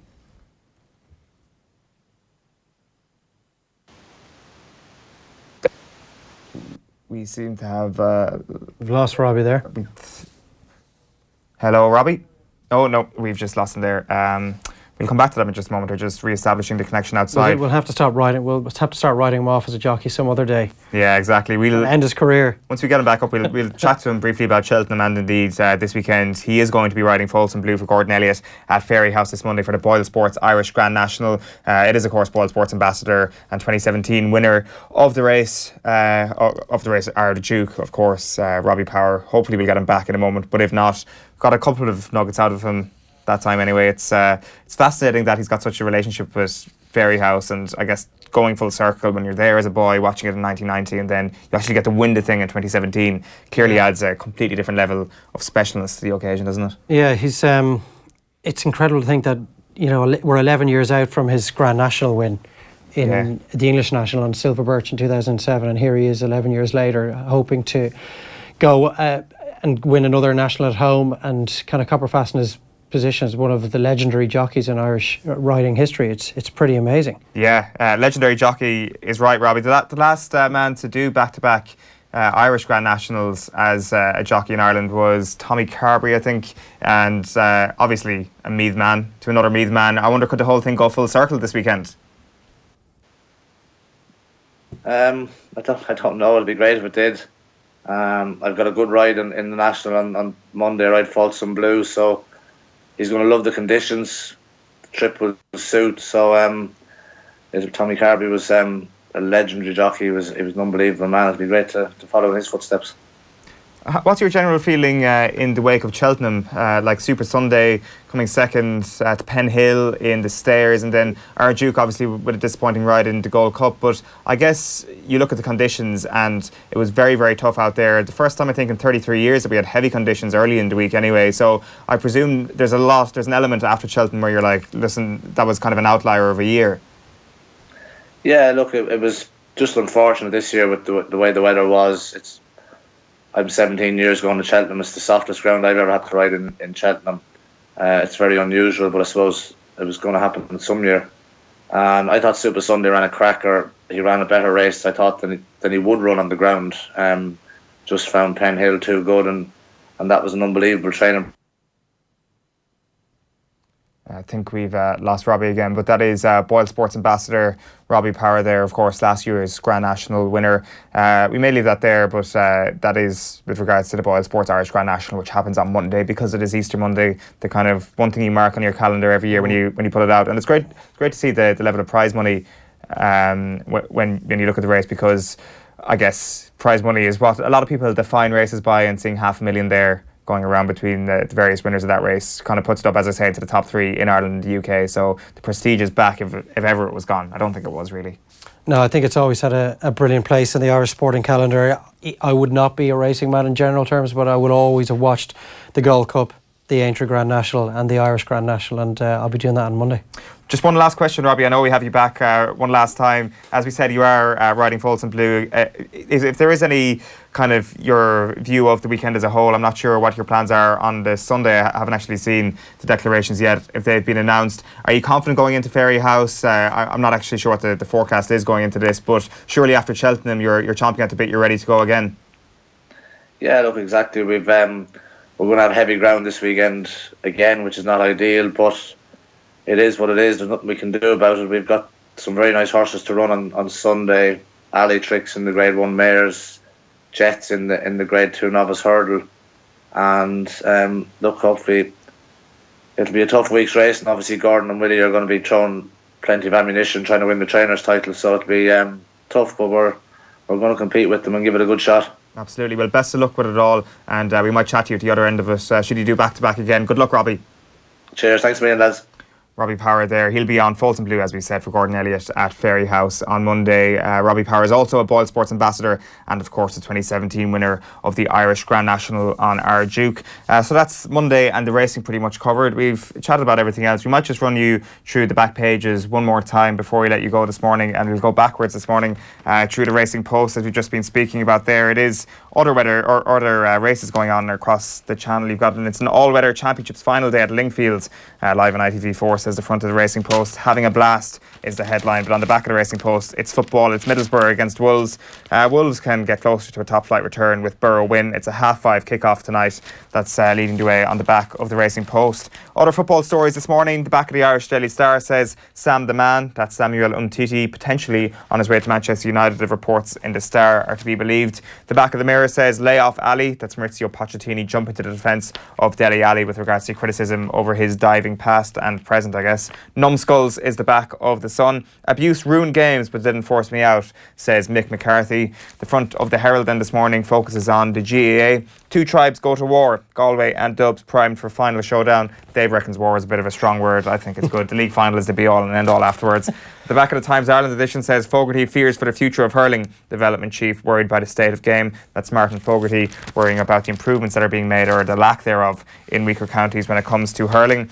And finally, on my end of things anyway, is the story we led with this morning. It is Sean Moran's getting his hands on this report. The Radical report proposes paying allowance to county players. So potentially, if this report, which is due to come in, if accepted over the next couple of years, would change from expenses to allowance in terms of players, it will be a historic moment where there will actually be upfront payments for inter-county players. There's also the proposal to get rid of provincial councils, which is big news for certain people in certain positions and may indeed lead to the end of provincial championships and may indeed lead to the beginning of a brand new championship structure, which so badly needs an overhaul. Yeah, we shall see. And the front page of the sports supplement in the Irish Examiner today, big names, big lads, a reference to the midfield pair of Matthew Bastareaud and Matt Nonu, who are obviously going to be going up against Munster in the quarter-final of the Champions Cup. That's at Thomond Park tomorrow afternoon. Power and Harrington keep Masters' hopes alive. Both went well, Seamus Power and Padraig Harrington, as did Shane Lowry and indeed Paul Dunn, who are all looking to win the Houston Texas Open this week and get that last and remaining golden ticket to Augusta National for the first major of the season next week. The English papers have led with the fallout from the ball tampering scandal involving Australia. Yesterday's press conferences were quite a sight. Australia left in turmoil and tears. Captain apologises to fans around the world and the coach stands down. Darren Lehman has stepped down from his position as Australia cricket coach. Do or die, we're ready for Saracens, says Cian Healy. That's the back of the Daily Mail this morning. And Dubs deny Connolly switched to the small ball. Dublin have denied that Dermot Connolly has actually switched his allegiance to the county's hurlers for the upcoming championship. And the front page of the Telegraph, crying shame. Again, it's all about Bancroft, Lehman and Steve Smith and the trouble that they found themselves in after that ball tampering scandal. Yeah, let's stick with that for just a moment. Here's some of the other back pages from across the channel this morning. We showed you the Guardian and the Telegraph. This is the Telegraph front page, in fact. That is Steve Smith there. It's an unbelievable picture. It was an unbelievable press conference, and Captain Crybaby reads the back of the Daily Mail. Distraught Smith breaks down on astonishing scenes and tearful Lehman resigns hours later.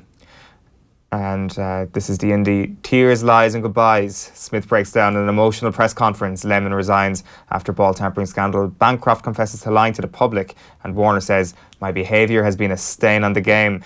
Also, kudos to whatever journalist out there asked Steve Smith about the poor old children who will never be able to look at him in the same light, or who potentially were interested in taking up cricket and maybe emulate their hero, the best batsman in the world, Steve Smith. So, Steve, what do you think about these poor little kids that may never get to achieve these dreams, where their dreams have been shattered as a result of your behaviour, and lo and behold, Steve Smith just becomes a human fountain and explodes? So well done to that journalist for getting the money shot, basically, is all I'm saying. It was incredible scenes. It was Tiger Woods level when it comes to dramatic press conferences. It was a little more genuine, I would think, than that press conference in 2010. You're spot on, according to Noel Cahill. Cheating is cheating. Indeed, cheating is cheating.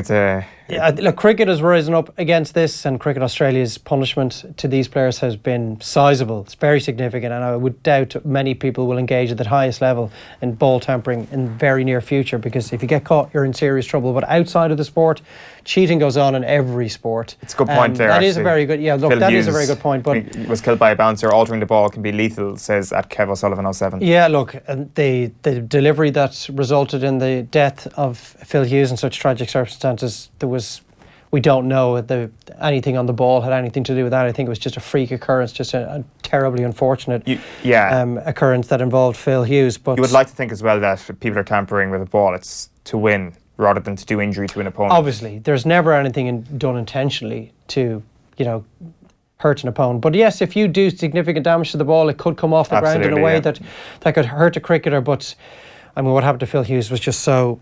It was 1,000,000,000 to 1 chance that it would hit him where it did, and it was just tragic. But no, it is a good point. I think it's a stretch to say that ball tampering could prove to be that lethal. But it is a valid point to point out what a dodgy bounce on a ball can do, and as you say, getting struck by a cricket ball it's a very painful thing. Not that I'm assuming it is. I've never actually had to go through it myself. Yeah, I don't ever want to go through that, to be quite honest with you. We're going to finish on Mick McCarthy this morning. Unfortunately, we couldn't get hold of Kevin Kilbane. There must be just a Wi-Fi issue in his house or something. So Mick McCarthy due to step down from Ipswich at the end of the season.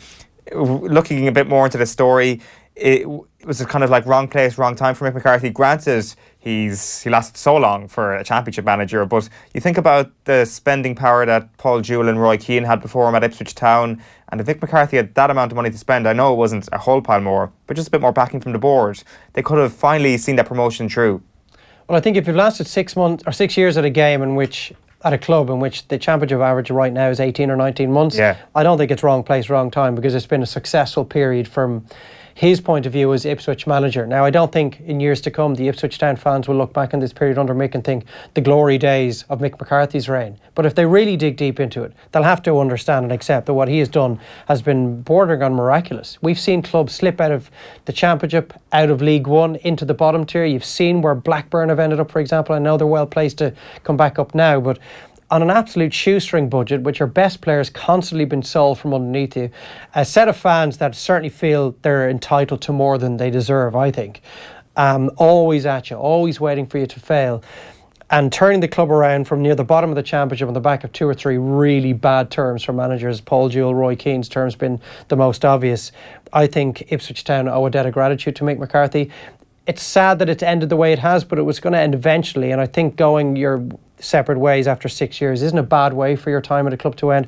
I just wonder, will Ipswich end up 2 or 3 years' time the way Charlton did after they decided they'd no longer like the way Alan Kirbishley was setting their team up, or the way Stoke could potentially end up with the championship, having decided that, do you know what, Tony Pulis has kept us up in the top half nearly every season. We've come close to European football. All of our wildest dreams, West Brom.